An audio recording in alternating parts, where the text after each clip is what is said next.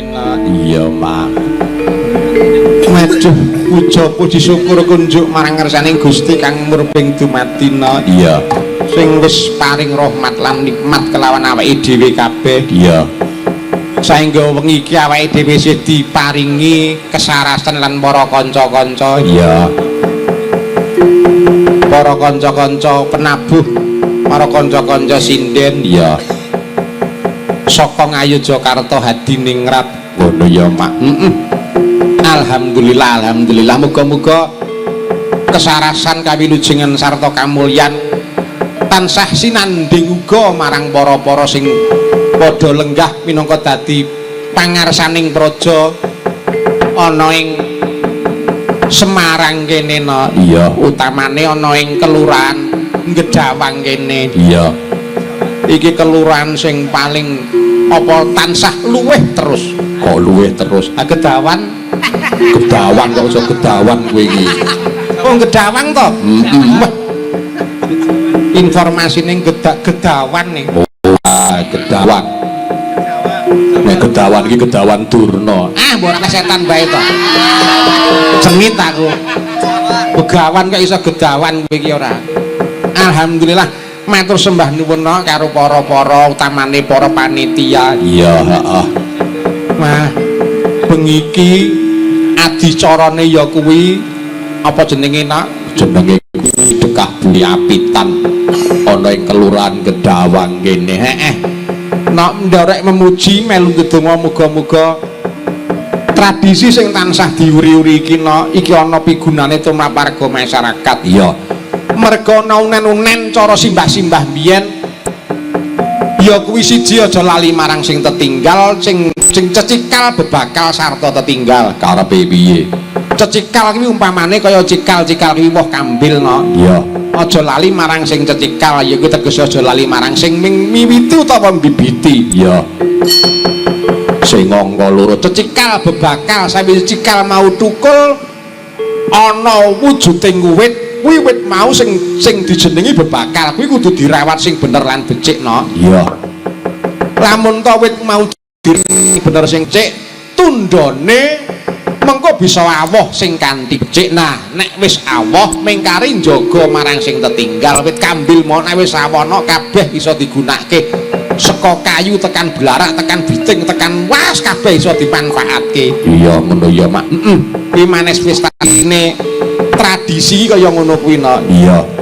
Mergo mbah-mbahne awake dhewe mbiyen para leluhure awake dhewe mbiyen kuwi nek gawe apa-apa kuwi ora mung waton no. Ning mesti wis melalui riset yang sangat panjang. Iya. Termasuk sedekah bumi apitan kaya sing dileksanani ana ing Kelurahan Gedawang kene iki mujudake rasa syukur marang Gusti kang murbeng dumadi dening pirang-pirang kanikmatan sing wis ditampa marang warga masyarakat. Iya. Wong nyatane sedekah ki ana warna-warna, ana sedekah gunung, ana sedekah bumi, ana sedekah laut. Kuwi ujube padha no, ujube syukur ya, Nak. Iya, Mak. Muga-muga kanthi srana ngene iki mau apa sing dijangka masyarakat utamane Kelurahan Gedawang kene bisa jinangka lan sansah antuk kanugrahan sing luhur saka Gusti kang murbeng dumadi ya, Nak. Iya. Kang jinangka bisa teka, kang ginanra bisa kasembatan. Amin amin Allahumma amin.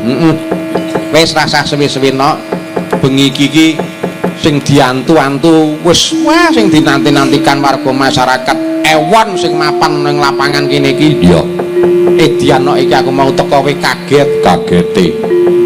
Kaya sing dingendikake panjenengane Bu Wali Kota mau. Wah, nggone luar biasa tenan. Gedawang memang paling meriah, paling mewah. Tepuk tangan untuk masyarakat Gedawang. Wah. Ora mantra-mantra ngerti iki ya semele wayangan ning lapangan. Ora ibu areng tekan kene kok. Wah, panggunge nganggo setiging Rejing. Kok iso setiging ki apa? Nganggo rejing sing kaya nggo konser-konser kae. Iya. Wah, edan tenan. Wah, lampune pirang-pirang no. Iya, Mak. Matur nuwun. Ya nak iki dek diunggahke bintang tamune. Iki bintang tamu sing dimungsuhi karo Dinas Kesehatan. Lho kok iso? Lah iki kan dumadine jentik malaria kan saka uget-uget. aku wis dipenterlengi aku isan. Mbah aku nek rupi ya. Ayo Mbak Eka, ini jumeneng kene nak Cahayu. Wah, ayo disepoti, Cak. La la la la la le la le.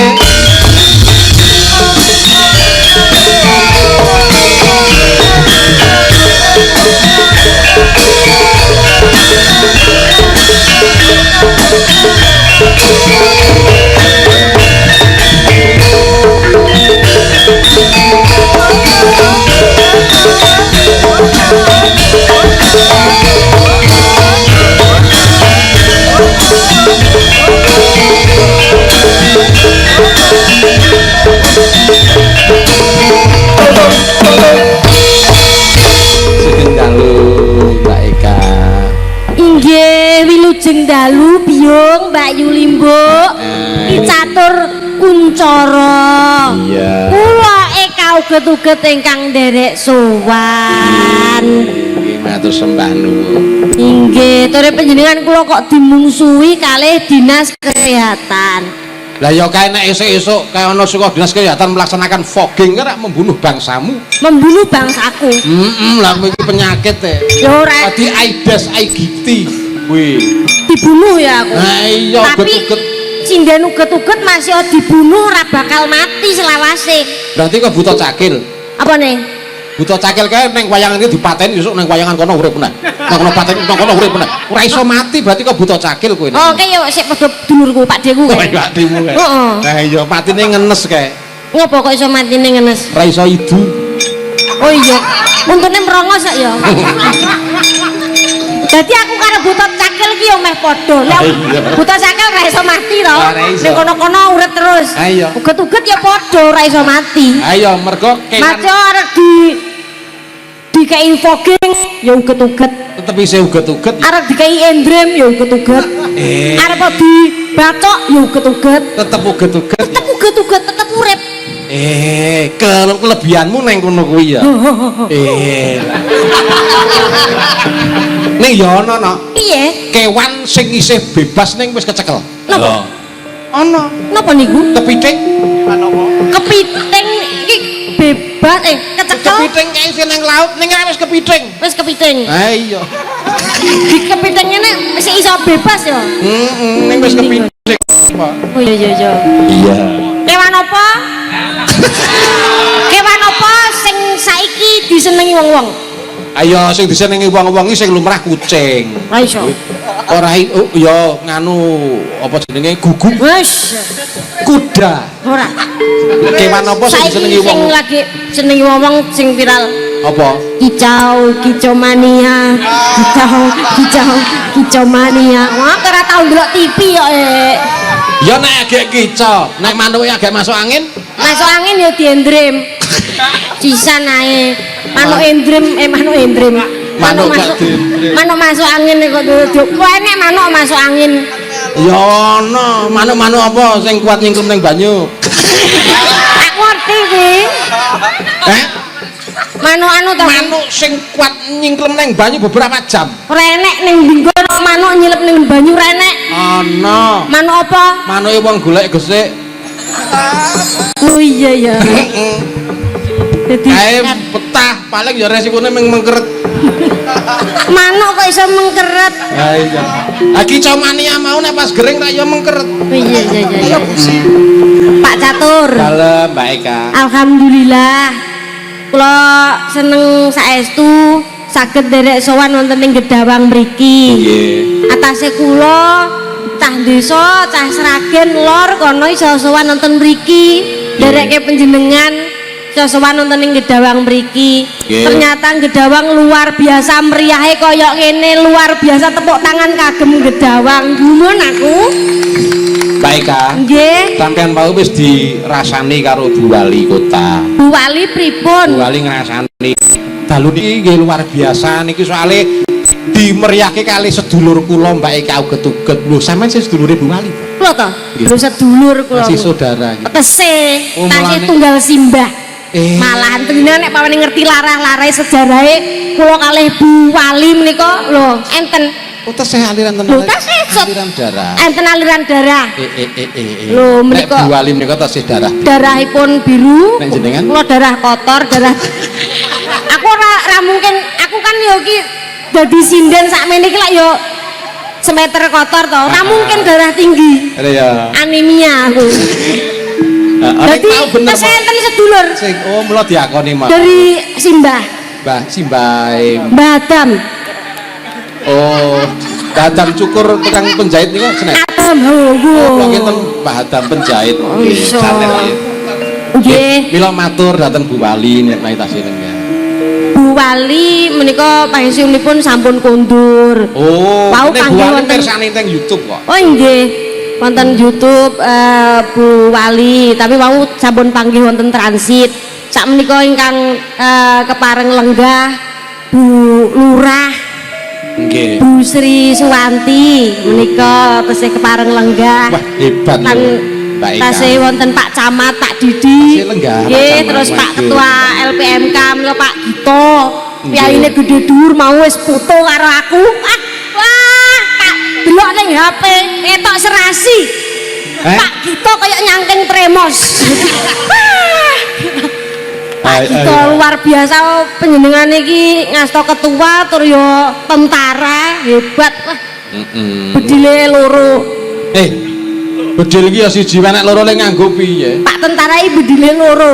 Sijine Siji kuwi mengurangi jumlah jiwa.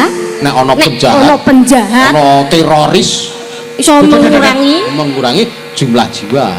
sing Bedil sijine sing siji kuwi lek sampe panjenengane murka iso menambah jumlah jiwa. Wah aku aja ngasih gawe pegele beliaune. Nah, Lek sampe gawe pegele aku dadi apa mimikri ora dadi uget-uget meneh. iya. Sing membelah diri lho. Nggih.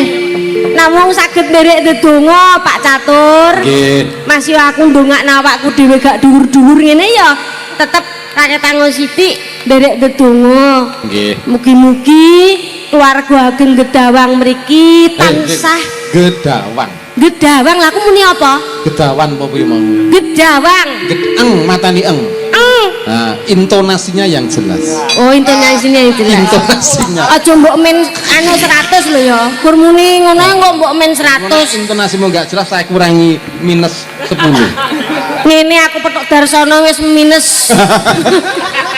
Mas Darsono iki lak dadi panitia ning kene. Heeh. Bagian apa Mas? Tulak udan. Iya. Nek iki ketua panitiane iki Pak Muhammad Said. Pak Muhammad Said. Iki ketua RW papat mau borong hadiah pirang-pirang diborong Pak Said dhewe. Lho, hadiahe napa? Hadiah iki mau juara siji iki 750 juta.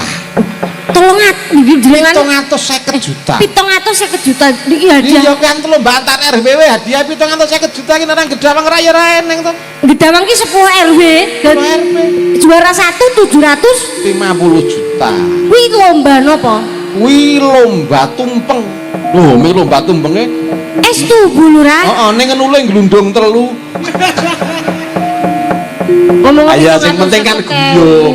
Sing penting guyub. Nah, sing penting guyub kuwi jangan melihat berapa nilai nominal Iya. hadiahne. Ning sing penting iso dadi guyub rukun, dadi lan grapyak semanake keluarga Ageng Gedawang mriki. Iya. Dadi sedulur kabeh ora mbedak-bedake siji lan sijine, endi agamane, endi sukune kabeh dianggep kuwi ya Gedawang dadi siji kene. Muga-muga Gedawang tansah pinaringan panjang yuswa. Amin. Rezeki ingkang berkah piguno. Ya. Dalu menika wayangan ingkang asta Ki Catur Kuncoro. Mboten kata lumpen kadang pengrawit sinden kauget-uget ya digawa. Muga-muga iso wayangan salaminya Gedawang manggeha badya mulya. Amin ya rabbal alamin. Monggo kene iki sing ngasta pusaraning praja iki wah Sinten? lurahe ya putri. Menika Abu Sri Lurah Putri pertama wonten Gedawang mriki. Mula tepuk tangan kagem Bu Sri, sosok wanita pertama ingkang ngasta wonten Gedawang. Iya, iki wujud emansipasi wanita ya, Nduk. Mula emansipasi menika Apa? kedah dipun Emansipasi. Emansipasi. Apa? Trasi nggo ngulek kowe kuwi apa piye? Eman- Emansipasi kuwi kesetaraan gender. Emansipasi kesetaraan gender. Heeh, saiki ora ana bedane lanang karo wadon, iki ora ana bedane kudu duwe tugas yang sama Oh ngono lho. gitu. Jadi ora kena beda-beda. Dadi wong lanang karo wong wedok saiki wis ora enek bedane. Wis ora enek bedane. Misal udan-udan wong wedok menek gendeng benekno gendeng glorot kuwi ya kudu iso ya wong wedok. Ya iso nek menyang sing lanang lagi bot repot nandangi liyane, nek wong wedok iso ya cancut gumrekut golek ondo munggah gendeng. Kuwi wong wadon sing iso disabetke.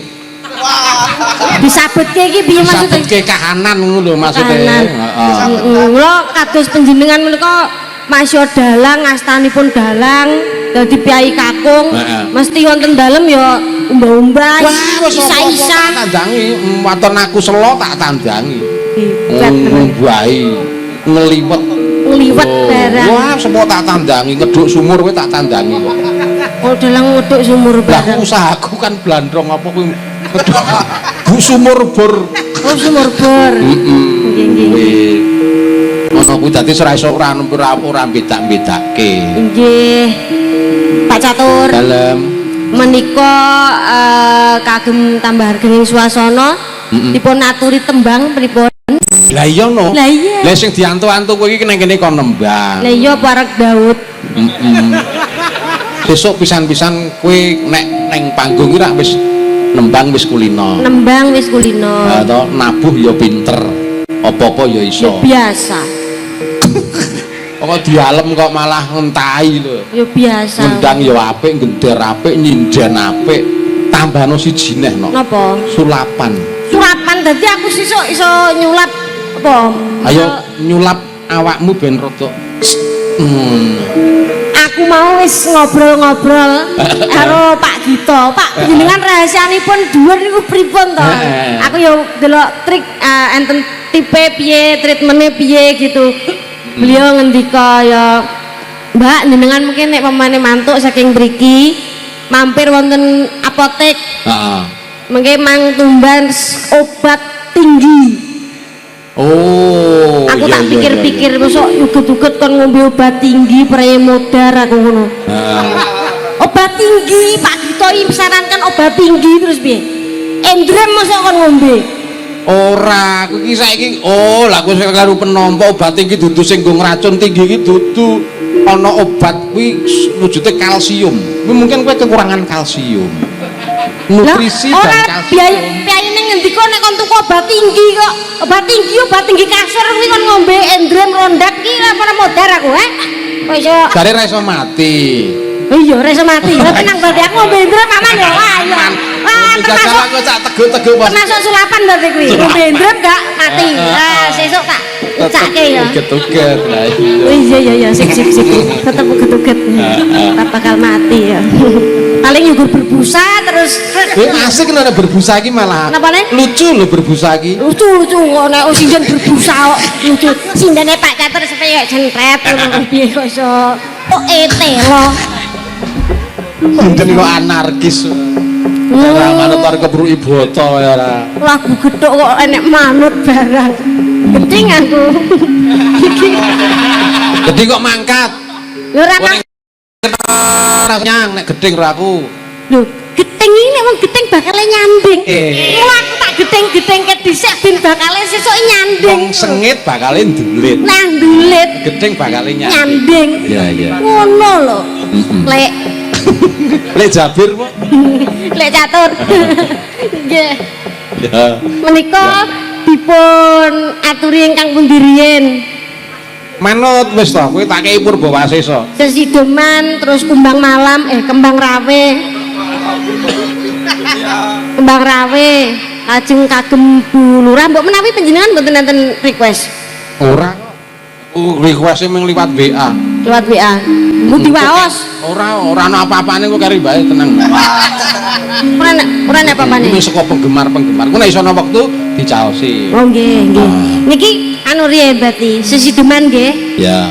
Kunjuk dumateng Bu Lurah di Pak RT Ya. 5 RW 10. Kowe nek butuh dikancani sindenku milih ana. Ah iya. Nah, ngono lho, iki manfaatno. Panjenengan sing Apa? milih. Ora wis aku wae sing milih apa iki tak merdekake. Ning sing iki sinden sing sisih kene iki lagi belajar. Oh iya, ki mau sing kene kan SMA, lah kene urung dijelaske. Ayo iki kan sudah sekolah. Oh, masih Sing sekolah. isih sekolah. Heeh. Oh, sing Mbak Yuli kuwi mau SMA.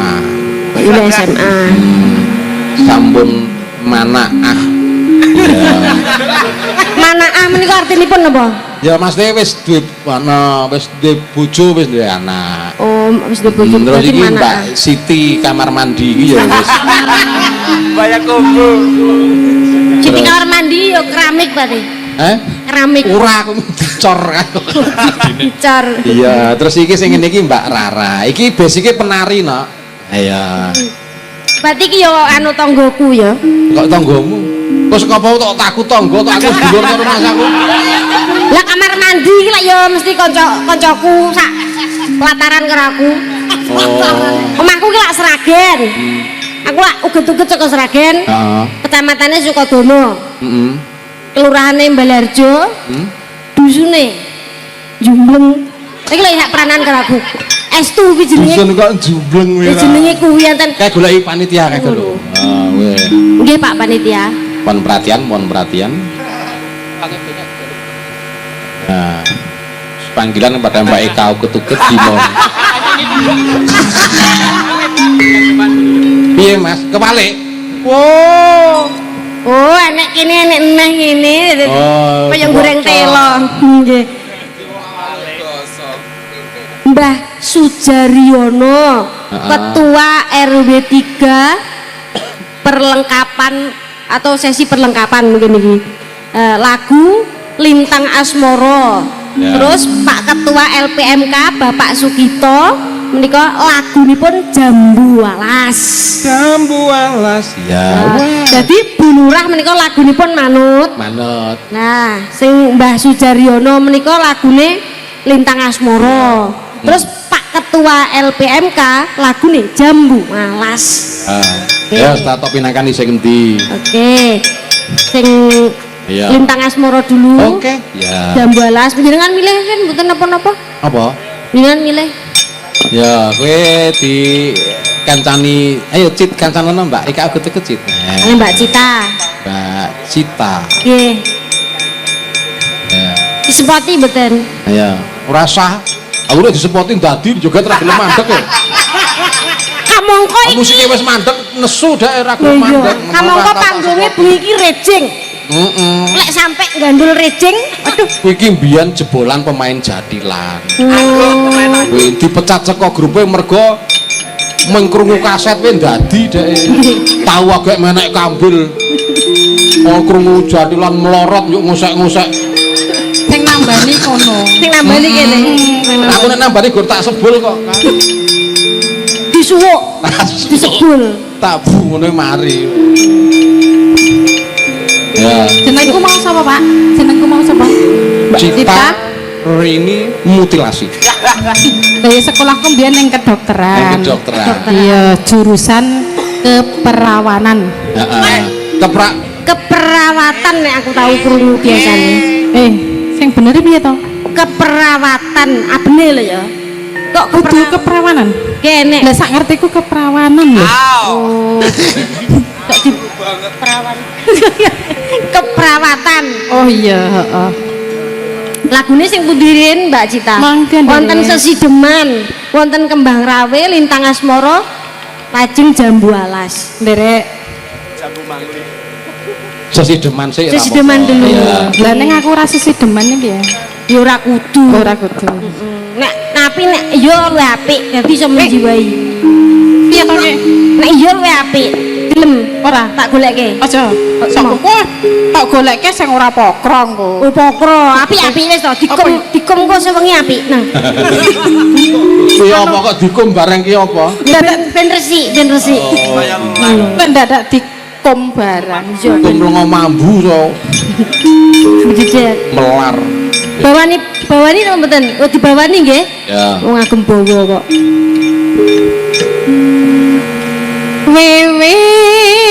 Wiwitane anderek sang bekti priya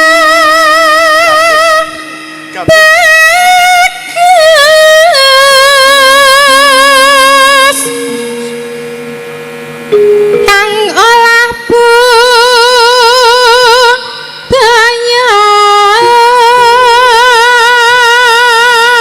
Dasare piyaine ayu, suarane ya becik, Ayo. dhuwur lencir. Aku sok nek gedhe ya ngene iki. Dadi kuwi sing masa pertumbuhan. Buka ile mimik susu ben Mbok menawa iso dhuwur kan gak ngerti to. andane mau bener dombene obat tinggi mau kok. obat tinggi. Iya. Ya wani to. Pengen dhuwur ora ya kuwi dombene obat tinggi. ayo nek ora nganu kulino Renang apa piye? ojo Olahraga. tidak signifikan. Obat tinggi itu juga ora signifikan. Terus Sing signifikan kuwi nek esuk kowe klethek-klethek mangano ondo. ondo niku. Dhuwur to. Kuwi mangan ondo ya. Dadi dhuwur kaya Pak sapa? Pak Didi. Pak Gito. Pak Gito kok Pak Didi. Aku renang renang. Maton wae nek omong iki. Nek esuk aku rek renang renang. Nah, renang ku ya iso manu Panjang. perpanjang ya. Perpanjang usia. Tubuh. Ya iso. Dadi tambah dhuwur. Kok renang Dokoro ya sedina sewengi ngono. Aja medhok engko. Kok pentil kok iso. Medhok aku yo teng klinting kae. Iya. Jok mungkret. Teng jelek ketut. Iya. Sowan Sowan menyang kota gede.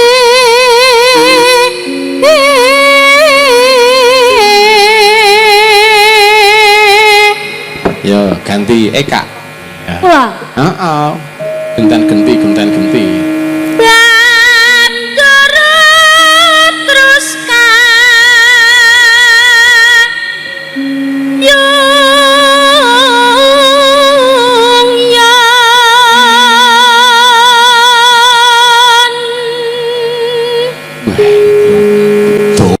Suarane. Duwe suarane kok edan piye to? Piye? Edan. Ya ora, maksudnya iki suarane iki iso panjang ngono lho, nafasnya panjang. Kuwi teknik kok, Pak. Oh, teknik. Nggih, dadi Teknologi ya ngono kae ya. teknologi. Iya. Jadi tak pokoknya tak banterke. Heeh. Tapi Pak pas muni maktub ngono gak krungu. Yo kur mambu sithik gak apa-apa. Selendang kuning kang saking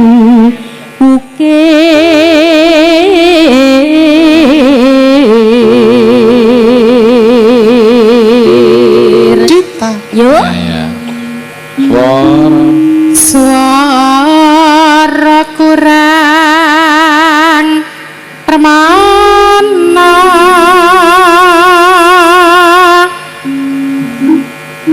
Terus ning wasesa ngungrum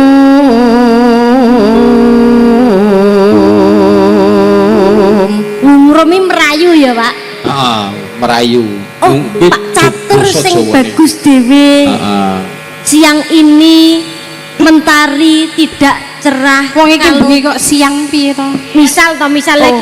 aku nek bengi iki misal ketemu Pak Catur ki rasane kaya awan padang rasaku ngono. Itu pengungkapan nek pamane aku menyukai seseorang, Oh, ngono. tapi secara tidak langsung ya. Secara Ngurung halus ki gandrung. Menggandrung. Menggandrung. Oke. Menggandrungi. Tak dadi aku pirsal roman kalih panjenengan ngono, panjenengan tak gandreng. Heeh. Gandrung, gandreng. Gandring. Gandrung. Nek gandreng iki dikalungi arit ya. Gandring iki jamu. Oh, gandreng iki jamu. Dipikul kamu, jamu gandring. Oh, gitu. Oh, iya iya. Oh, jadi kayak menggoda gitu. Cat calling. Oh, cat calling. Hai. Cat calling ini kucing toh. Menggoda gitu. Cat calling. Oh, cat calling. Hai. Cat calling ini kucing toh. Memanggil kucing. Cat calling iki kucing telepon. Kucing tel. Ya iya. Ngene. Jadi aku misal maju ngene terus ketemu Pak Gito, Pak Gito, alisku tak ngeneke. Heeh. Terus aku karo mesem. Awal ngono. Heeh. Aku mesem ya ayu. Ayu. Kandhane maju sret alisku tak ngene terus Karo muni? awal. Ngono. Ya wis. Kok kita ora patek setuju lho Ora Mas aku. aku arep ngelokke engko ndak. Ngopo? Teneni nek ngelokke. Ya enggak apa-apa, yang penting itu jujur. Nah iya. Pas ngono mau jan kok wong pekok ya malah. Lah aku yang cene wis pekok lho. Ah iya. Kok iso? Nek ora pekok nek ora diundang tekan kono-kono. Iya. Ya. Lanjut. Terus tresno